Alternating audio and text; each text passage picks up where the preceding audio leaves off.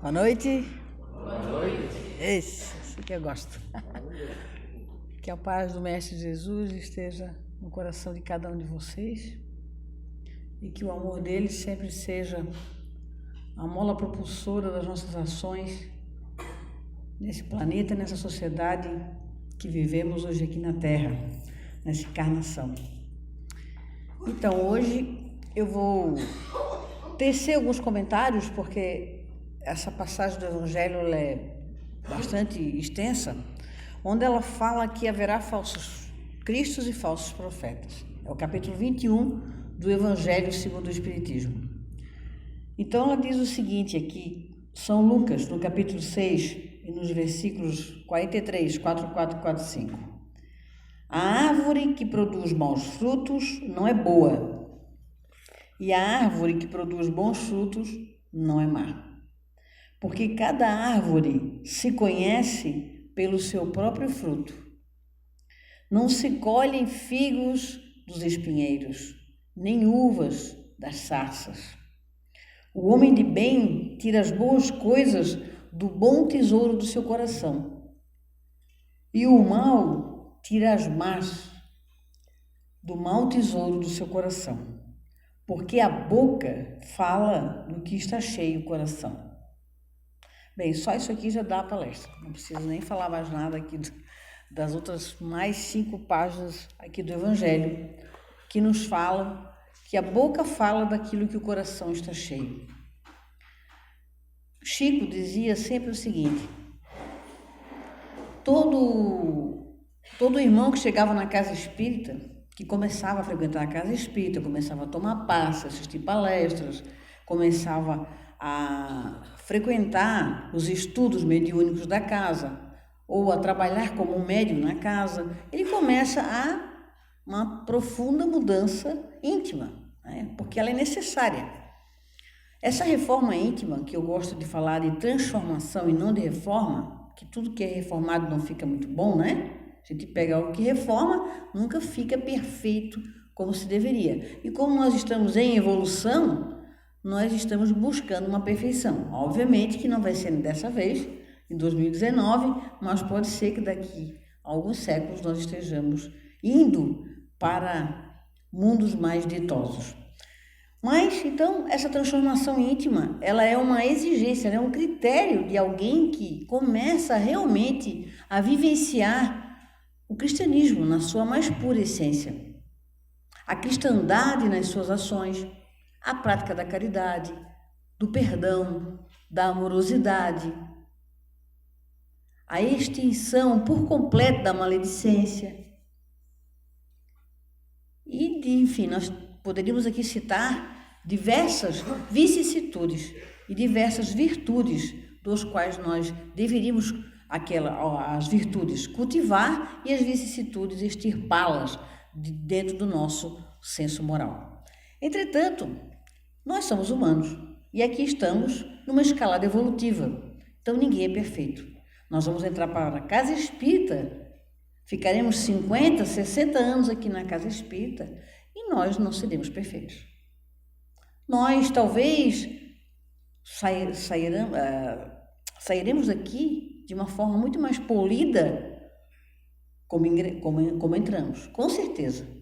Eu vejo isso lá no meu grupo que eu dirijo, as pessoas que vão para o TE, para o tratamento espiritual, lá na CERT, lá na agronômica, as pessoas lá pela 5ª vez que já estão indo no TE, no tratamento espiritual, eu sempre pergunto, como é que você está? Está melhor? Está melhorando? Nossa, como eu cheguei aqui, como eu estou, a diferença é gigante. Então eu percebo, eu nunca perguntei se a pessoa estava bem, a pessoa disse que estava pior do que chegou. Nunca ouvi, né? Primeiro que é impossível ficar pior do que se está, não é verdade? Mas, enfim, alguém que não conseguiu realmente trabalhar nada dentro de si.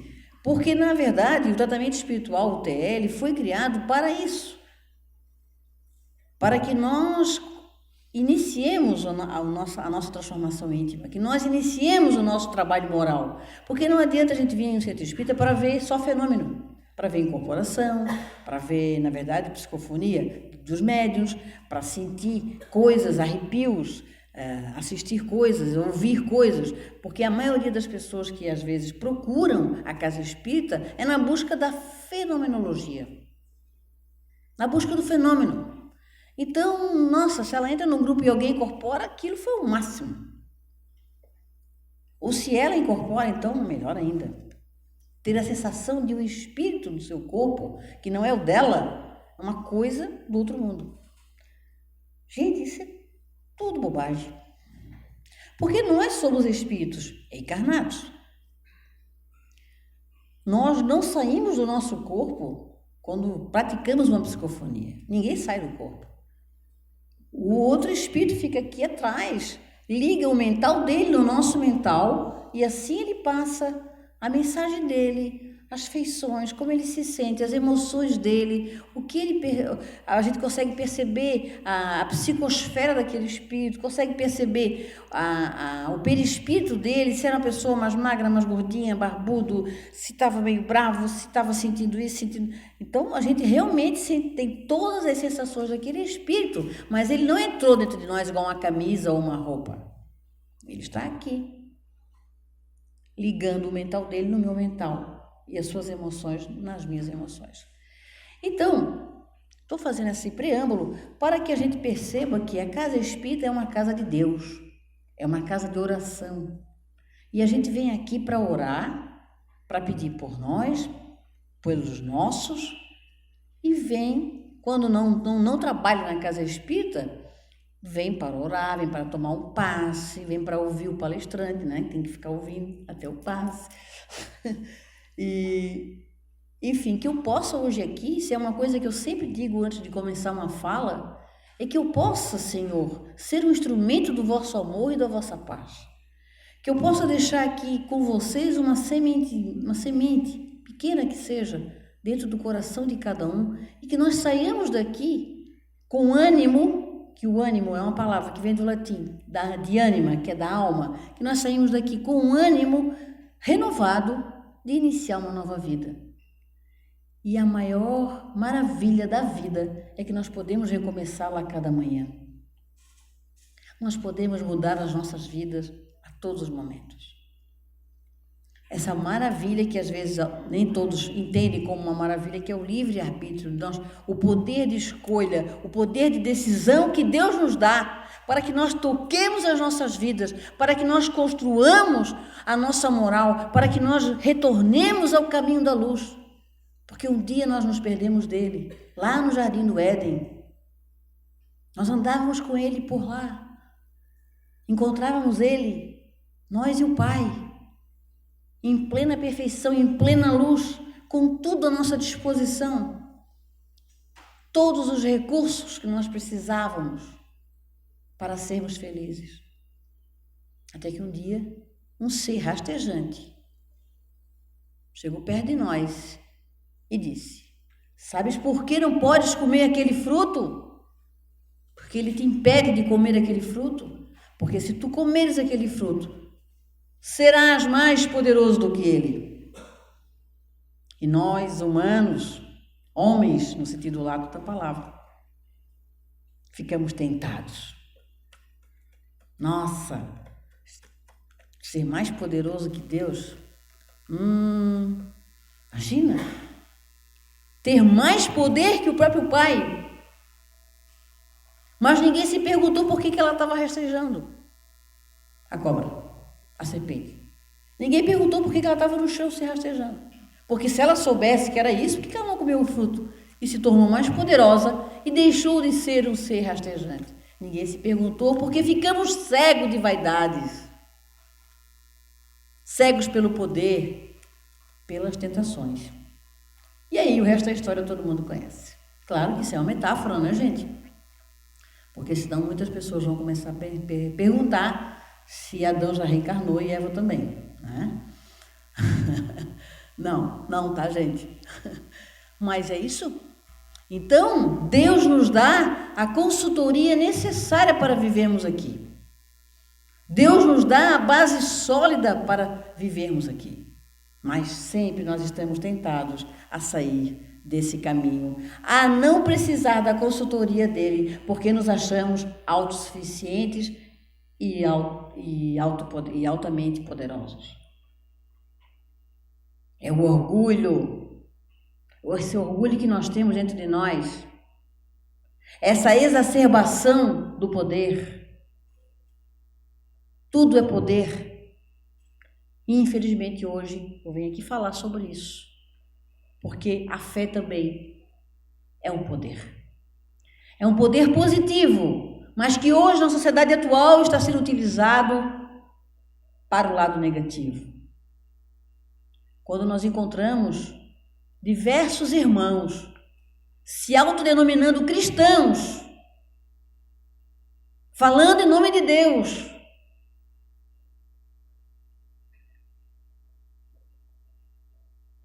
exigindo de nós que compre um terreninho no céu, exigindo de nós doações em dinheiro, doações vultuosas em dinheiro.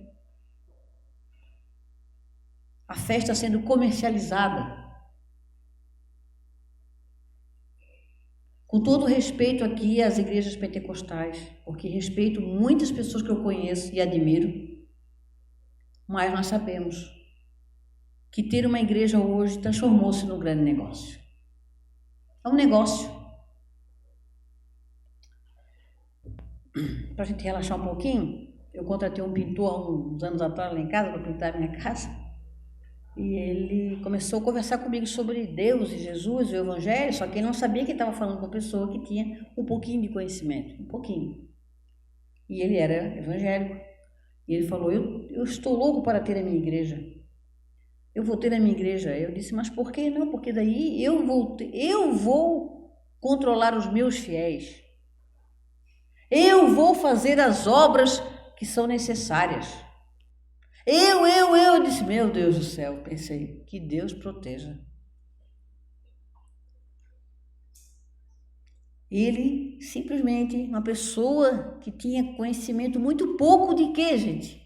De amor de verdade e muito pouco conhecimento do próprio Cristo. Como que eu sou cristão? E indico e escolho aqueles que são filhos de Deus. Como, gente?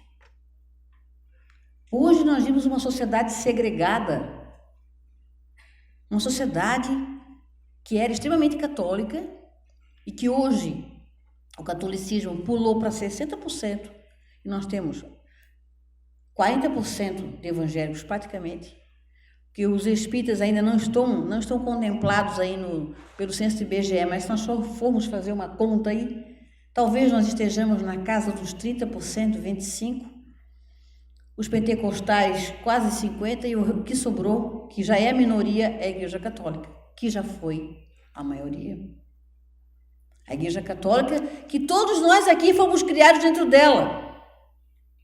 Estamos arraigados, atravessados com a cultura católica, porque nós ainda falamos pecado, a palavra pecado. Nós espíritas. Eu não vou falar minha idade, porque não precisa, né?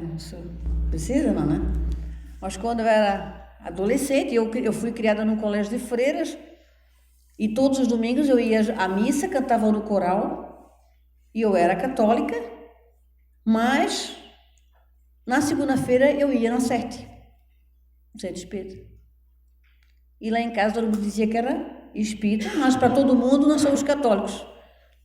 Fui batizada na igreja católica, fui crismada, fiz primeira comunhão, mas conheci o seu Nelito, o fundador dessa casa, aos 8 anos de idade. Aos 8 anos eu comecei a frequentar essa casa. Faz pouquinho tempo, uns 20 mais ou menos, 25, algo assim, né, Jorge? Mais ou menos 23, faz algum tempo. Então, nós também, eu lembro que a minha família também ocultava, porque nós não podíamos falar que éramos espíritas. Até porque esses dias o Odé Trigueiro, curiosamente, numa palestra dele, ele disse o seguinte, que na época da ditadura militar, os centros espíritas, eles tinham aquele livro que nós deixamos os nomes aqui para pedir orações, eles eram orientados pela própria ditadura, pelo próprio governo da época, porque eles queriam saber quem é que era espírita, porque quem era espírita era comunista. O Beto Trigueiro falou isso é comprovado. Então, quem não era católico, era comunista.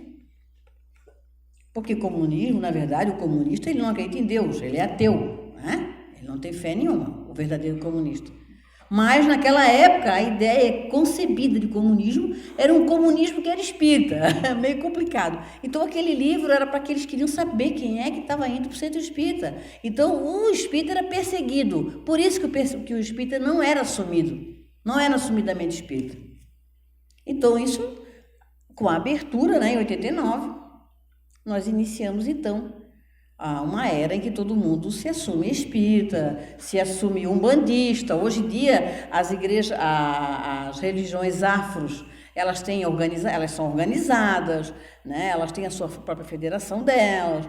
Hoje todo mundo está organizado, mas não é muito tempo atrás, mas nos anos 70 e começo dos anos 80, nós não tínhamos nada ainda organizado. Então, nós tínhamos um domínio da fé. E hoje, curiosamente, nós estamos tendo um aumento expressivo das pentecostais. E eu iria perguntar aos irmãos por que seria esse aumento tão expressivo. Eu compreendo, pelos estudos que eu tenho feito, pela minha percepção pessoal e de alguns autores que eu respeito, que as igrejas evangélicas, elas têm trazido 3 coisas para o mundo material. Ela resolve o seu problema financeiro, ela resolve o seu problema com a doença e ela traz o amor perdido de volta. Ou a achar um novo. São as 3 vulnerabilidades do homem: dinheiro, saúde e relacionamento afetivo. Então, percebemos o quê? O que está ocorrendo com o nosso mundo hoje? Nós vivemos num mundo extremamente materialista, cada vez mais materialista, que preza pelo materialismo e, portanto, eles resolvem seguir uma fé que lhes dê aquilo que lhes está faltando. Além disso, nós estamos procurando milagres todos os dias, não é verdade? Nós todos queremos milagres, nós não queremos trabalhar o nosso eu, o nosso autoconhecimento, nós não queremos melhorar a nossa moral, nós queremos um milagre. Nós queremos vir aqui na Sete e em 2 meses nós não temos mais problemas nenhum na nossa vida pessoal. Eu vejo as fichinhas que chegam na casa, problema, separou, marido deixou, desempregado, está cheio de dívidas, fora os vícios físicos, né, que infelizmente as drogas, o alcoolismo, né, mas muitos dos problemas são problemas materiais. Tirando os vícios morais, são problemas materiais. São problemas que se equacionam materialmente e que a casa espírita vai ajudar ele a resolver a sua vida, mas não vai resolver a vida dele. A casa espírita não resolve a vida de ninguém, gente. Nós é que resolvemos as nossas vidas, cada um de nós. O que nós podemos ajudar nessa casa é ajudar a orientar, é dar uma luz, fortalecer, através da palavra de Deus, através da palavra de Jesus, através da força do magnetismo de um passe, através da palavra de um palestrante ou do dirigente mediúnico e do calor afetuoso daqueles irmãos que são os trabalhadores dessa casa. Porque nós precisamos de acolhimento, nós estamos muito perdidos. Essa sociedade está perdida de amor. Nós precisamos de amor, nós precisamos de acolhimento, de amparo. Nós queremos chegar aqui e alguém nos reconhecer e dizer: Dona Maria, seu João, seu José, como é que o senhor vai? Melhorou daquele seu problema de coluna? Como é que está aquela sua hérnia de disco? Como é que está isso? Como é que está a sua vida? O senhor está melhorzinho? Nós queremos nos sentir em casa. Nós queremos ser reconhecidos. Nós queremos ser amados. E isso a gente vai encontrar na casa de Deus. E aqui é a casa de Deus. Então, o nosso medo hoje é que realmente esses falsos profetas, esses mercadores da fé, possam estar vendendo a fé comercializando a fé e induzindo todos nós a um erro muito grande, nos levando para o cadafalso da moralidade. Porque nós vivemos diversas encarnações, muitas. Obviamente eu não saberia dizer quantas vezes eu já vim, mas eu já vim muitas. E todos nós aqui já viemos muitas vezes. E tantas vezes nós viemos e nós saímos daqui. Às vezes, encarnações desperdiçadas, porque agregamos quase nada ao nosso espírito, agregamos quase nada à nossa moral. Nós não construímos quase nada moralmente. E a gente nasce de novo, entra num mundo materialista como esse, e hoje numa época cibernética, que é um outro estudo que eu particularmente estou fazendo, dessas relações. Eu vou abrir um parênteses agora, eu tenho dado muitas palestras, não espíritas, mas outras palestras de outra temática, que é o meu trabalho também, que eu faço voluntário. E eu estava dando no Instituto Estadual de Educação essa semana, eu dei para uns 2.600 alunos mais ou menos, em turmas separadas, por 2 dias seguidos, inteiros, das 8 da manhã às 18 horas. Eu fiquei estarrecida com aqueles adolescentes de 15 a 18 anos, adolescentes tristes, cabisbaixos, cheios de problemas já nas suas vidas, com aquela idade. Problemas de diversos cunhos, de abuso sexual das meninas, assédios sexuais nas ruas, o abuso dentro de casa às vezes, depressão, filhos que não conseguem conversar com a mãe porque a mãe não tem tempo para eles. A mãe não consegue conversar. Uma menina deu um depoimento que eu quase chorei, em que ela dizia: eu sei que a minha mãe me ama porque ela é minha mãe, eu também amo ela porque ela é minha mãe, mas ela não me entende, ela não compreende, eu não consigo falar as coisas, as minhas angústias para ela. Ela tem 16 anos. E ela falava aquilo, alterada, nervosa. A gente sabe, a gente conhece. Eu tinha vontade de carregar cada um daqueles por um lado e ficar ali com eles conversando, olhando nos olhos, ouvindo, porque eles querem falar. Então nós temos hoje uma geração de adolescentes, na sua maioria, não sei se na maioria, eu não tenho dados para isso, mas essa experiência que eu tive, pouquíssimos daqueles que estavam ali estavam felizes com as suas vidas e com as suas famílias. Mas nós estamos vendo famílias completamente desagregadas, sem amor, sem afeto, pai que não quer ouvir filho, pai que não quer ouvir filha. Ele quer impor a sua verdade e pronto. Aqui mesmo fala no Evangelho.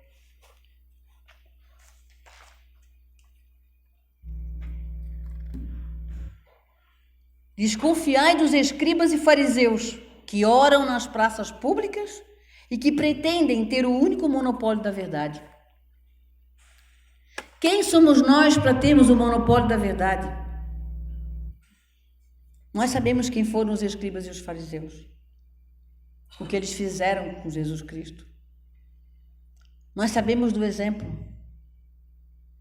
Então nós vimos hoje uma juventude sem amor. Uma juventude que está se suicidando. A taxa de suicídio dos adolescentes está cada vez mais crescente. É um outro estudo feito. Eles estão se matando por pouca coisa, porque eles não têm nada. Então eles só conhecem aquilo. Estamos muito no celular. Nós vamos nos locais, nos restaurantes, os casais estão nas mesas, cada um com seu celular. As pessoas, eu vi esses dias uns vídeos de crianças de 1 a 2 anos, chamando a mãe no celular e a criança chorando. Olha, eu cheguei a ficar aflita, não consegui ver o vídeo todo. Então é essa geração que nós estamos criando, porque nós estamos no celular, WhatsApp, vendo tudo que está acontecendo, em Facebook, Instagram. Nós estamos o tempo inteiro fazendo selfies com a família, todos felizes e rindo, mas estamos todos tristes por dentro, porque é tudo uma mentira. O Facebook é uma falácia. Eu posso dizer isso de experiência própria, por experiência própria. E de tantos amigos que eu conheço, que sei das suas intimidades, e lá no Facebook não está falando não está espelhando nem 10% da realidade. E aí o que acontece conosco? Nós vamos para o Facebook, todo mundo feliz, todo mundo bem-sucedido, todo mundo materialmente bem-sucedido, todo mundo tem o seu marido, a sua namorada, todo mundo feliz, com o filho que se formou na faculdade, e o meu que não se formou, que rodou, eu que estou sem dinheiro, eu que estou sem marido, eu que sou uma mãe solteira, aí eu me mato, porque a vida é uma desgraça para mim.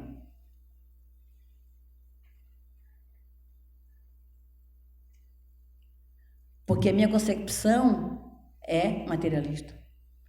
Porque eu acredito que eu, matando meu corpo, eu estou matando a minha dor. Só que nós espíritas sabemos que nós só matamos o corpo, a dor fica e aumenta cada vez mais. Piora.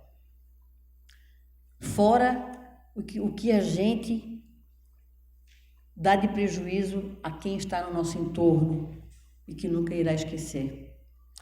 Então, meus irmãos, hoje a minha fala também é de um alerta para quem é pai e para quem é mãe. Sejam mais carinhosos e mais presentes com os seus filhos. Estejam sempre do lado deles. Se eles não estão fazendo aquilo que vocês acham que é certo, conversem com eles. Conversem, discutem. E também parem para refletir na tese deles. Não descartem as teses deles imediatamente.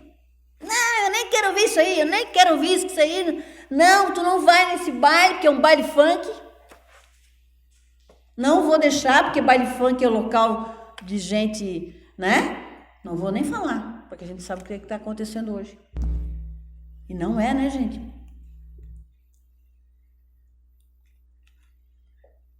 Então, discutam com seus filhos. Converse com seus filhos, não abandonem as teses, não rechacem as teses dele de primeira. Eu vou pensar sobre isso, quem sabe? Vamos lá, eu vou lá conhecer esse lugar que tu queres ir dançar então. Eu vou lá junto.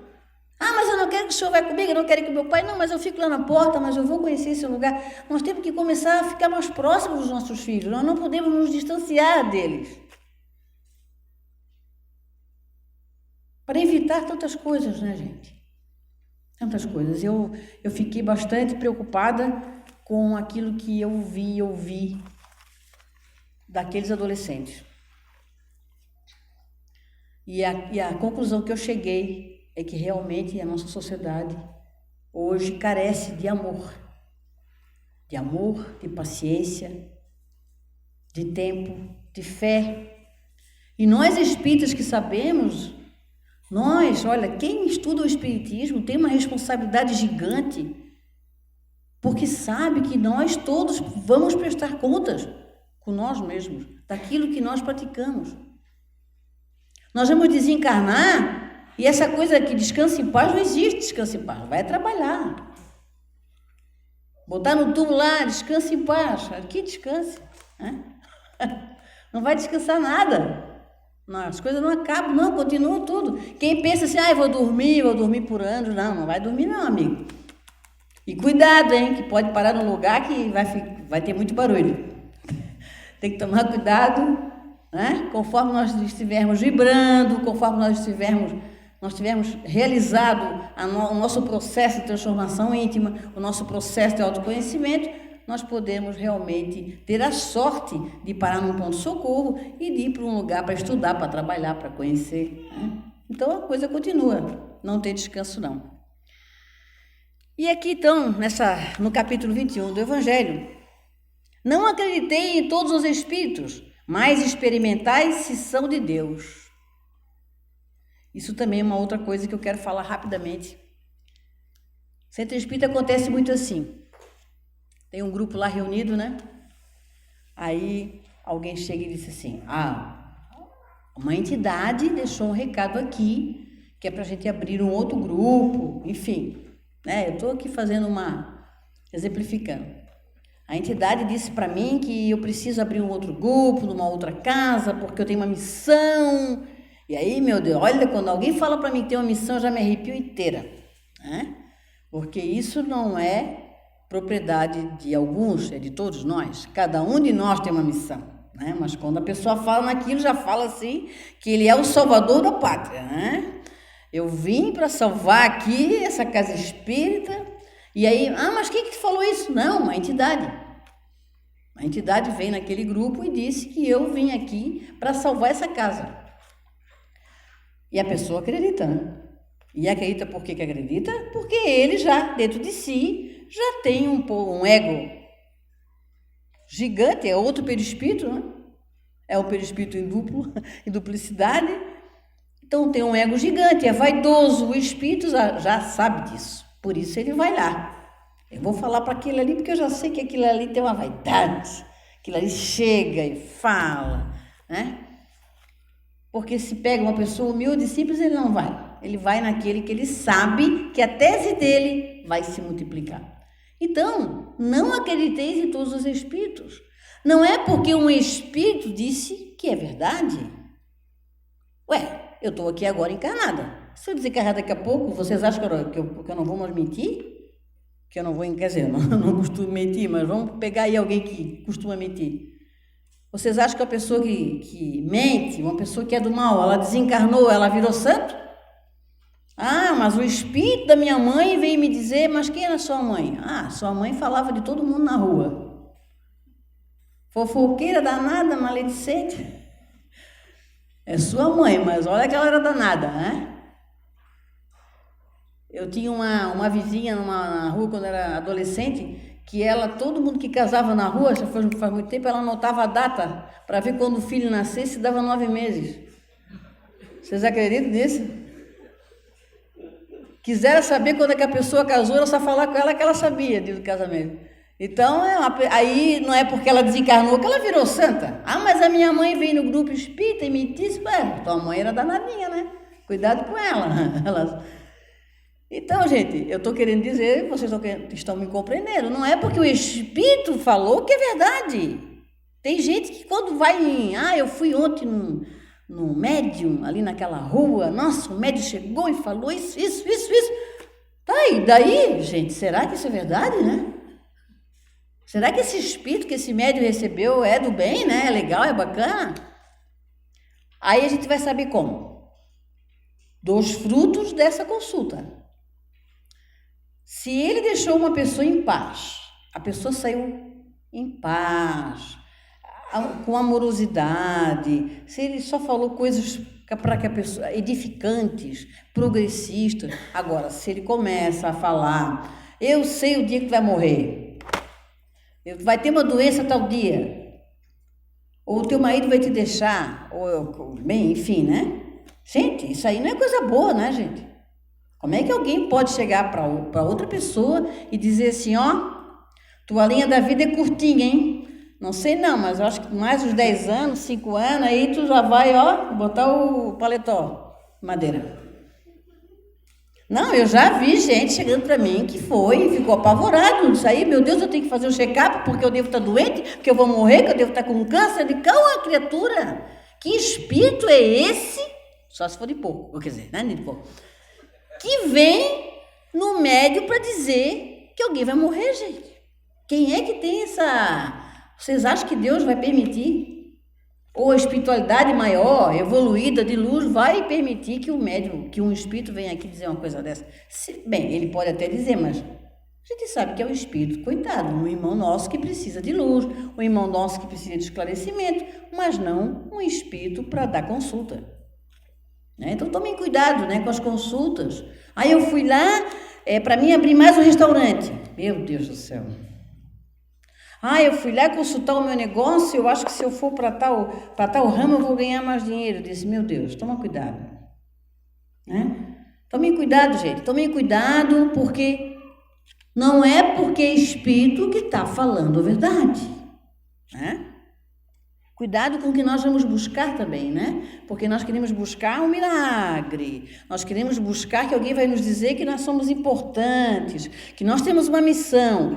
Mas todos nós somos iguais, gente. Tudo filho de Deus. Cada um com a sua malinha.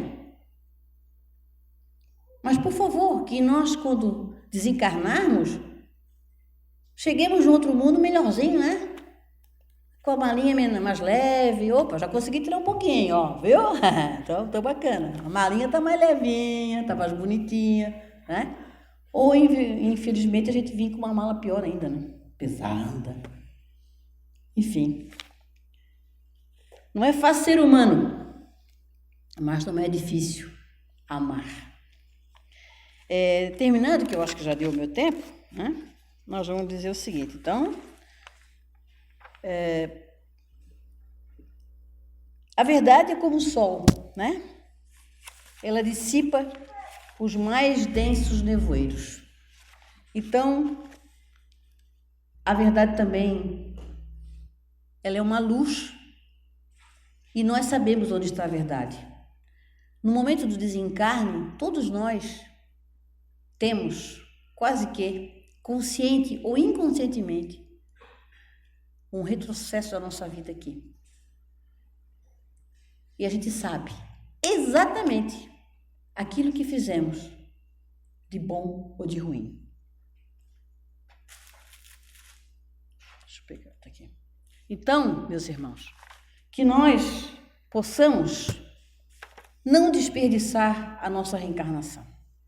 O que é não desperdiçar essa vida que nós temos? Porque a vida é o nosso bem maior. Nós ganhamos esse grande presente de retornarmos aqui para nos melhorar. E quando nós retornamos à pátria espiritual, é porque Deus assim entende que é melhor para nós. Por mais difícil que seja para aqueles que ficam. E até para aquele que também vai.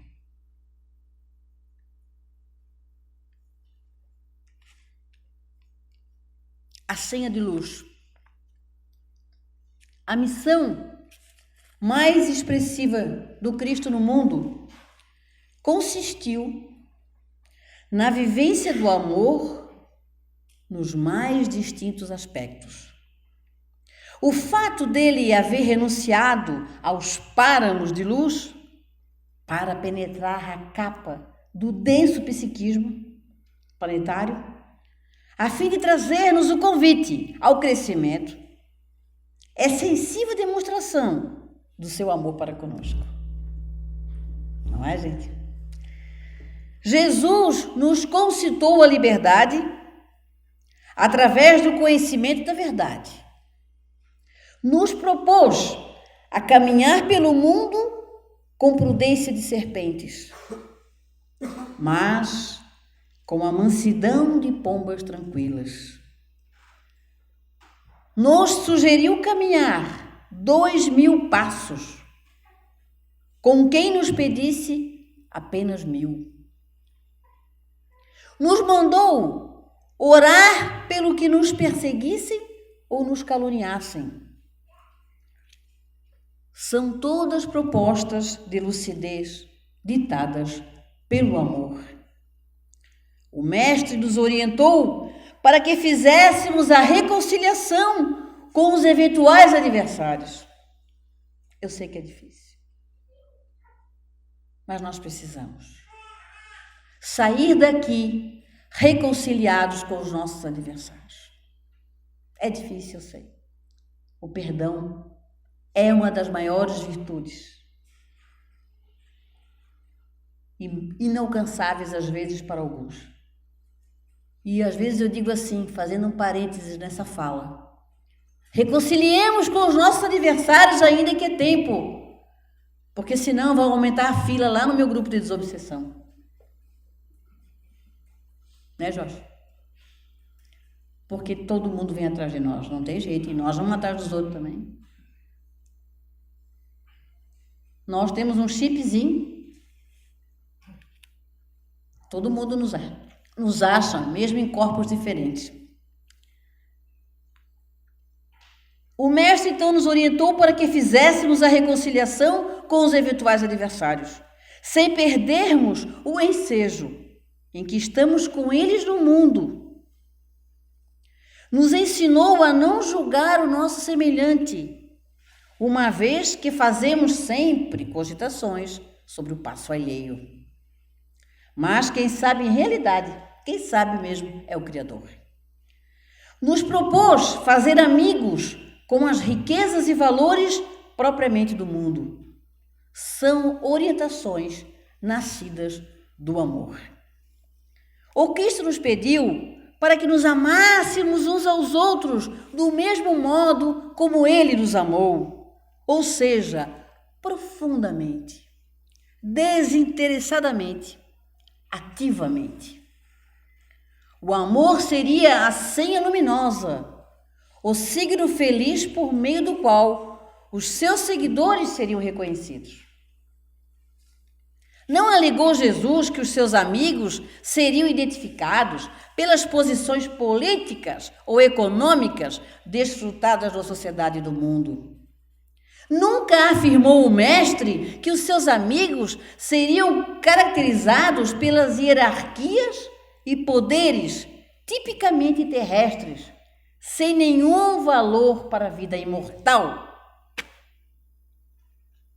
Jamais se referiu o Cristo que seus amigos seriam apontados pelo domínio que exercessem sobre os seus irmãos, ou pelo uso calculado e distorcido das suas palavras, a fim de atender à sede insaciável de imediatismo no jogo das humanas vaidades. Não disse o Senhor que os seus amigos seriam encontrados mais numa raça do que em outras? Enfim, o único sinal capaz de mostrar o verdadeiro amigo de Jesus, em qualquer parte ou em qualquer situação, é o amor com que saiba agir em cada um dos seus movimentos. Sendo o amor essa energia que impulsiona toda a composição da vida pelos trilhos do progresso, é ele a expressão do próprio Criador. E por esse motivo, praticar o amor terá que se transformar em ação de tal forma natural que seja como a própria respiração, sem a qual a pessoa perece. Jesus é o exemplo maior de amor entre nós na terra. E uma só virtude é essencial para que sejamos seus amigos: a capacidade de nos querermos bem, reciprocamente, inaugurando assim o novo tempo luminoso entre nós na vida terrestre. Portanto, amemos para sermos amigos de Jesus. Boa noite, meus irmãos. Boa noite, minhas irmãs.